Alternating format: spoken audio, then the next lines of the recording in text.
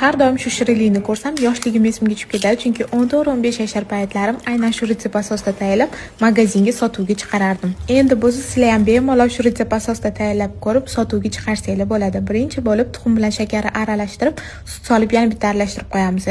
So'ngra xona haroratida erib turgan margarinimizga un bilan razrxajsil solib, kroshka holatiga keltirib olamiz va videoda ko'rib turgandagi tuxumli massamizni hamda yana un solib, yumshoqni xamir qilib olamiz. So'ngra xamirimizni teng 6 ta zuvalachalarga bo'lib, morozilkaga qotirganini qo'yamiz. Yaxshilab qotgandan keyin har bittasini shunaqa ko'rinishda pishirib olamiz. Shu joyida sizlar uchun zo'r layfhak: qo'lda emasda baklashkaga ozgina suv solib baklashkada maydalab chiqsanglar, bir xilda maydalanadi va qo'linglar ham og'rib qolmaydi. Krem uchun ko'pchilik varionoy zgushonka bilan oddiy zgushonkadan qilishadi, lekin men ozgina sariyog'im sovuraman.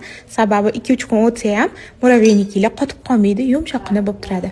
Endi bo'lsa yaxshilab aralashtirib olamiz va yasab olamiz. Men stakanchikdan foydalandim. Xuddi shunaqa stakanchik bor, kimda qanaqasi bo'lsa, o'shandan qilsa bo'ladi. Har bitta muraveynik